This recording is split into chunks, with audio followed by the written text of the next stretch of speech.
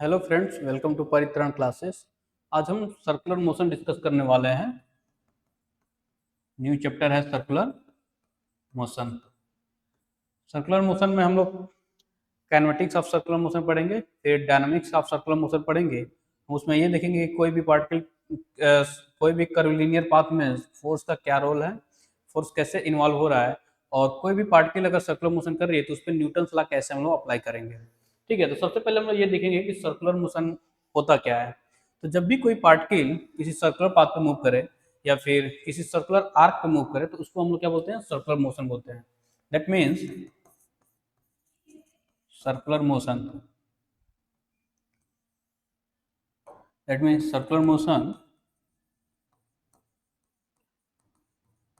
motion of a particle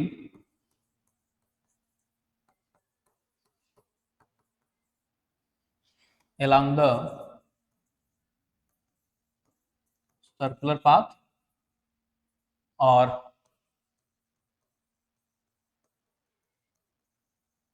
circular arc.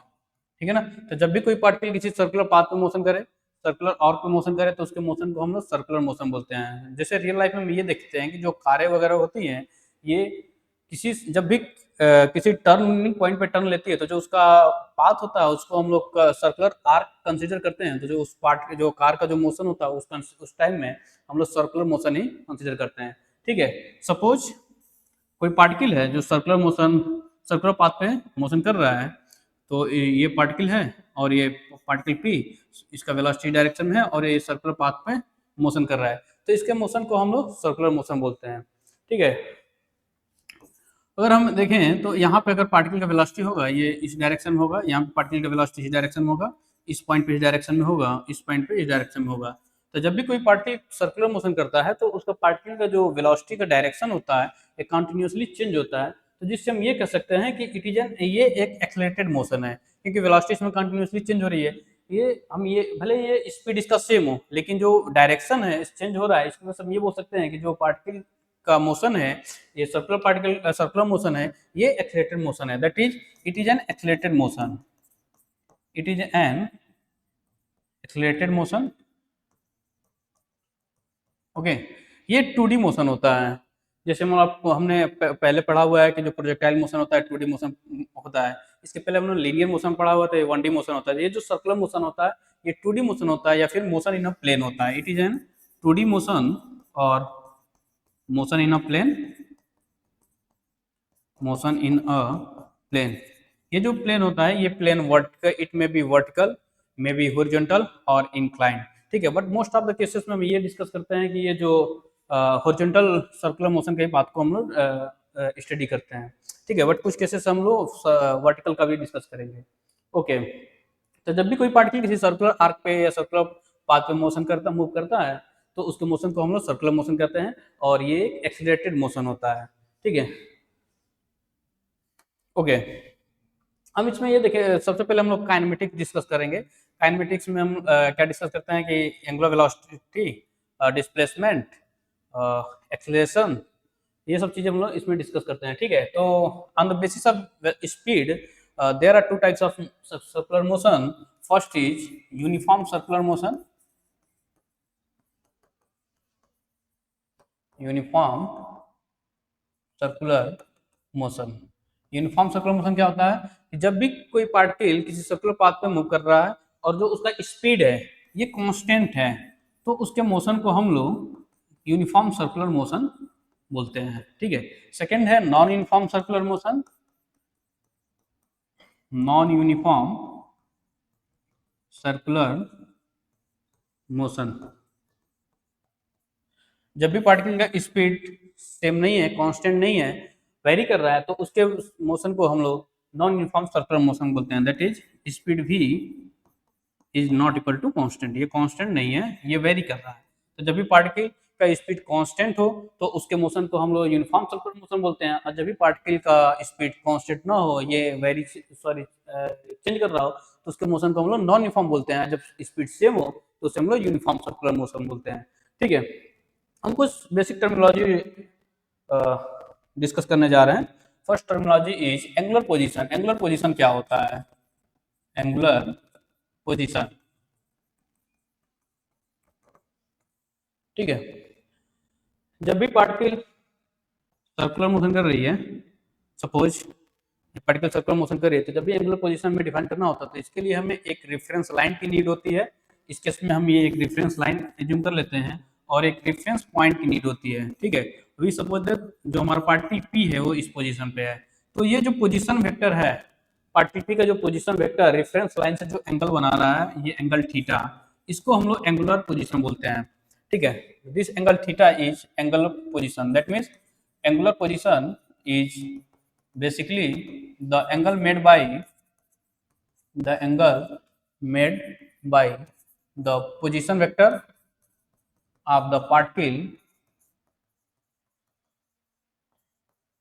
position vector of the particle with reference line, with reference line। तो particle P का position vector reference line से जो angle बनाता है उसे हम लोग एंगुलर पोजीशन बोलते हैं, ठीक है। ये इसका जो यूनिट होता है एसआई यूनिट, ये रेडियन में होता है, एसआई यूनिट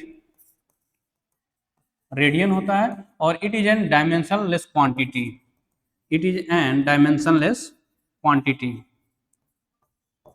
ठीक है।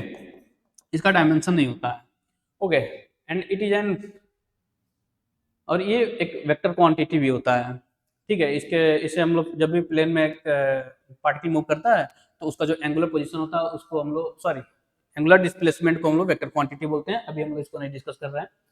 एंगुलर पोजीशन, तो ऐसे ही एंगुलर पोजीशन डिफाइन होता है।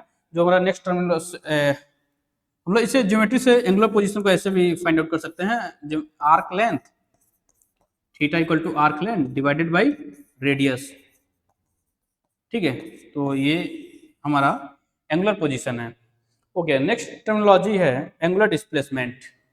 ये वेक्टर क्वांटिटी होता है, एंगुलर डिस्प्लेसमेंट। इसको हम लोग डेल्टा थीटा से डिनोट करते हैं, इसे हम लोग डेल्टा थीटा से डिनोट करते हैं एंगुलर डिस्प्लेसमेंट। जब भी कोई पार्टिकल सर्कुलर मोशन कर रही है तो जो उसका पोजीशन वेक्टर है वो गिवन टाइम इंटरवल में जितने एंगल से रोटेट होता है उसे हम लोग एंगुलर डिस्प्लेसमेंट बोलते हैं। That is angular displacement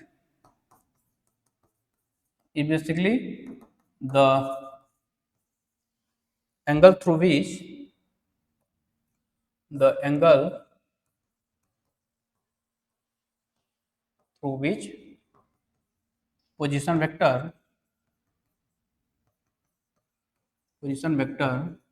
rotates, the angle through which the position vector rotates, okay, in given time interval, in given time interval। Suppose ये रेफरेंस लाइन एक्स एक्सिस है और हमारा इनिशियल में पोजीशन थीटा 1 पे है particle का position, और इन delta T time में ये जो पोजीशन वेक्टर है ये डेल्टा जो है ये डेल्टा थीटा एंगल से रोटेट हो जा रहा है, ठीक है।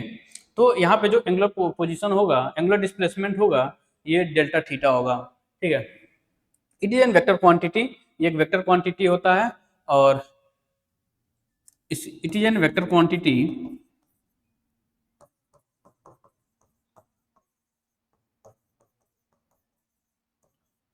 It is an vector quantity. इसका जो डायरेक्शन होता है, डायरेक्शन ये राइट हैंड थंब रूल से दिया जाता है, right hand thumb rule. Right hand thumb rule क्या होता है?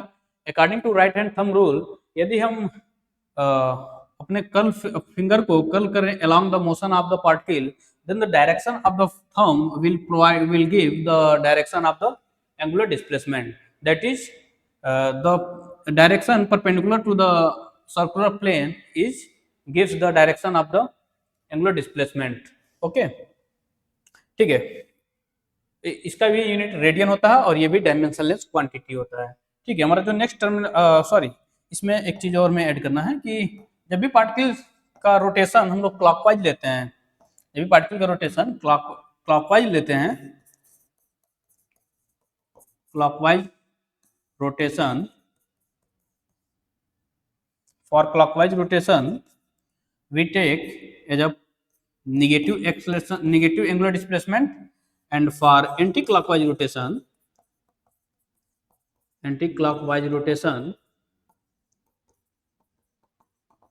we take positive angular displacement. ठीक है, तो जब भी पार्टिकल का रोटेशन हम लोग क्लॉकवाइज लेते हैं तो उसमें हम लोग पॉजिटिव नेगेटिव लेते हैं, और जब भी एंटी क्लॉकवाइज लेते हैं तो उसमें हम लोग एंगुलर डिस्प्लेसमेंट पॉजिटिव लेते हैं। फॉर एग्जांपल अभी हम लोग देख रहे हैं कि सपोज ये पार्टिकल सर्कुलर मोशन कर रहा है और एक्स एक्सिस से ये इसका पोजीशन वेक्टर पार्टिकल का 30 degree that is π/6 radian make कर रहा है। ठीक है, हमें ये देखना है कि ये इसका एंगल कितना होगा। इफ पार्टिकल का पार्टिकल का रोटेशन यदि हम क्लॉकवाइज लें, क्लॉकवाइज इस डायरेक्शन में, तो हमें एंगुलर डिस्प्लेसमेंट जो होगा फाई, ये होगा -π/6।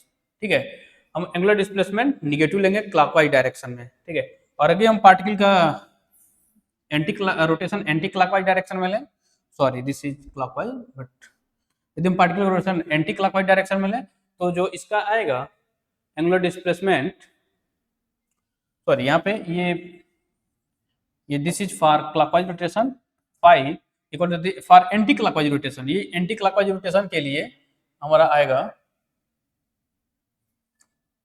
π/6। ठीक है ना, पॉजिटिव π/6 आएगा for anti clockwise rotation. clockwise rotation, for clockwise rotation it will be negative, for clockwise rotation phi will be negative, phi equal to आएगा minus of 2 pi, this is in 2 pi and minus π/6, 2 pi minus of π/6। ठीक है, तो clockwise rotation के लिए हम लोग negative लेंगे angular displacement, और एंटी क्लॉकवाइज के लिए हम लोग पॉजिटिव एंगुलर डिस्प्लेसमेंट लेंगे। ओके, ठीक है। नेक्स्ट टर्मिनोलॉजी है angular velocity, average angular velocity. Okay, average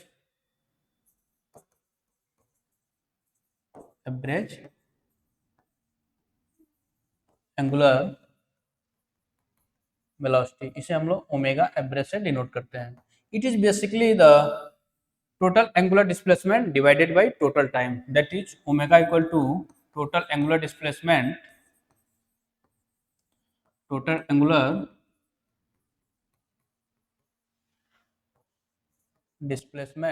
divided by total time. Suppose particle circular path पर सर्कुलर मोशन कर रहा है। ठीक है, ये एक्स एक्सिस से रेफरेंस लाइन, टाइम t1 पे इसका पोजीशन θ1 है, और एट टाइम t2 पे इसका पोजीशन θ2 है। एट टाइम t2 इसका जो पोजीशन है θ2 है। ठीक है, जो एंगुलर डिस्प्लेसमेंट आएगा, एवरेज एंगुलर डिस्प्लेसमेंट जो आएगा, average angular displacement omega average equal to आएगा θ2 minus θ1, total displacement θ2 minus θ1 divided by total time t2 minus t1, that is omega average equal to delta theta divided by delta t।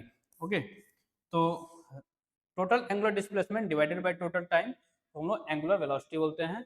और ठीक है, इस ये भी एक वेक्टर क्वांटिटी होता है, क्योंकि जो एंगुलर डिस्प्लेसमेंट होता है वेक्टर क्वांटिटी होता है, तो इसलिए एंगुलर वेलोसिटी भी वेक्टर क्वांटिटी होता है। नेक्स्ट है हम लोग instantaneous angular velocity, instantaneous angular velocity, इसे हम लोग एंगुलर वेलोसिटी भी बोलते हैं, एंगुलर वेलोसिटी, और इसे ओमेगा से हम लोग डिनोट करते हैं। ठीक है, तो इंस्टैंटेनियस एंगुलर वेलोसिटी क्या होता है? It is basically the rate of change of angular displacement for small time के लिए जो एंगुलर डिस्प्लेसमेंट चेंज होगा उसे हम लोग इंस्टैंटेनियस एंगुलर वेलोसिटी बोलते हैं। ठीक है, that is it is the rate of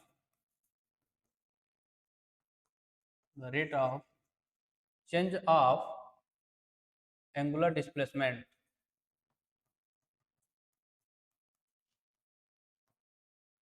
displacement with respect to time, with respect to time, that is omega angular velocity omega equal to limit delta t tends to 0 delta theta by delta T, मतलब very small time interval के लिए जो angular displacement होगा उसे हम लोग angular velocity बोलते हैं, या फिर इसे हम ऐसे लिखते हैं d theta by d t, फिर rate of change of angular displacement, that means omega equal to D theta by d t. Okay, it is an vector quantity, तो इसका जो वेक्टर होता है ये भी vector omega equal to d vector theta by d t होता है, ठीक है। इट इज एन इसका जो यूनिट होता है एसआई यूनिट ये होता है रेडियन पर सेकेंड, रेडियन पर सेकेंड, और जो डायमेंशन होता है डायमेंशन ये होता है टी माइनस वन, ठीक है। It is an vector quantity, तो इसका जो डायरेक्शन दिया जाता है, डायरेक्शन ये भी राइट हैंड थंब रूल से दिया था, according to which if we curl the finger along the direction of the along the motion of the particle, then the thumb will provide the direction of the angular velocity. That means if a particle is doing circular motion and it displaced from point P to P dash, and this displacement is delta theta in time delta t, then it's if we curl the finger along the motion of the particle, then the thumb will provide the direction of the angular velocity. That means this direction will be the direction of the angular velocity. Okay, ठीक है। Okay, now I am going to discuss some basic problems. Suppose there is a question is angular displacement is given in the function of time, is a function of time at square plus bt minus 1, and we have to find out the angular velocity omega in time t equal to 1 second, ठीक है। हमें time t equal to 1 second के लिए angular velocity omega calculate करना है। Since we know that omega equal to rate of change of angular velocity, so angular displacement omega equal to D theta by T T, ठीक है। तो यहाँ पे हम अगर इस फंक्शन को डिफरेंशिएट करें with respect to time, then we will get 2at plus b, okay. And after time t, sorry this is after time t, after time t equal to 1 second, we will get omega equal to 2a plus b, where a and b is some constant, here a and b is not provided. Okay, now next, तो अगर कोई किसी भी particle का angular displacement time का function दिया हो तो उसे हम टाइम से डिफरेंशिएट करके एंगुलर वेलोसिटी कैलकुलेट कर सकते हैं, ठीक है। Next question is here omega is given as a function of time 2t square minus 1, and we have to find out the angular position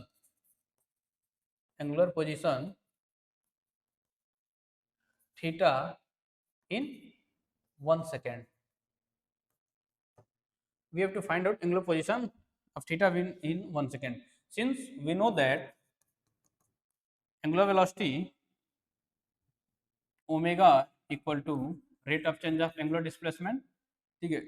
If we transfer this then we will get d theta equal to omega into dt, and after differentiating it both side, d theta equal to omega into dt. Now this difference from theta 1 to theta 2 and this difference from t1 to t2, okay. या फिर हम ये कहें कि time जो है ये 0 से 1 सेकेंड के लिए डिफरेंस से इंटीग्रेट हो रहा है, therefore theta 2 minus theta 1 equal to omega is basically 2t square minus 1 into dt from 1 to 0 to 1, from 0 to 1, ठीक है।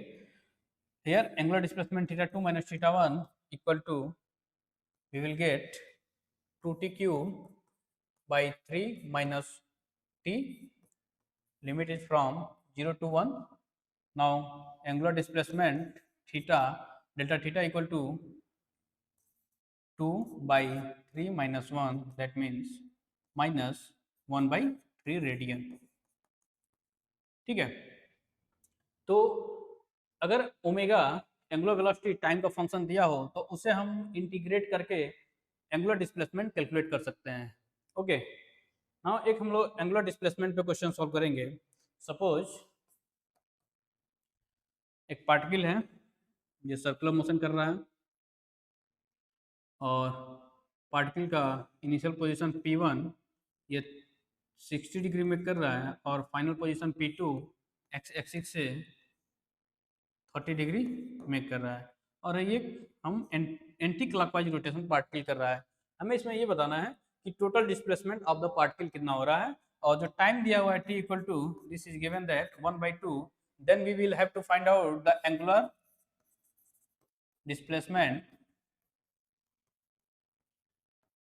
Displacement delta theta and angular velocity omega. ठीक है, इन टाइम 1/2 सेकेंड। ठीक है, तो 1/2 सेकेंड में हमें ये बताना है कि एंगुलर वेलोसिटी, एंगुलर पोजीशन कितना है और एंगुलर वेलोसिटी कितना है। ठीक है, तो हम सबसे पहले एंगुलर डिस्प्लेसमेंट कैलकुलेट करेंगे। एंगुलर डिस्प्लेसमेंट क्या होगा, this is the θ2 minus θ1, final position minus initial position. तो क्लॉकवाइज रोटेशन ले रहे हैं तो ये आएगा, यहाँ से अगर हम इधर जाएं इस डायरेक्शन में तो ये एंटी क्लॉकवाइज है और ये क्लॉकवाइज है। तो इसको अगर इस एक्स को हम लोग रेफरेंस लाइन ले रहे हैं तो जो θ2 होगा, ये θ2 होगा पाई बाई, सॉरी, θ2 जो होगा ये होगा 30 डिग्री माइनस, और ये हम लोग क्लॉकवाइज डायरेक्शन में जा रहे हैं तो जो P1 का पोजीशन होगा ये माइनस ऑफ 60 होगा, माइनस ऑफ 60 डिग्री। ठीक है, तो एंगुलर जो डिस्प्लेसमेंट डेल्टा थीटा होगा ये होगा 30 minus this will be 90 degree और π/2 रेडियन। तो पार्टिकल का जो डिस्प्लेसमेंट है ये है π/2 रेडियन इन 1/2 सेकेंड। तो जो एंगुलर वेलोसिटी होगा, एंगुलर वेलोसिटी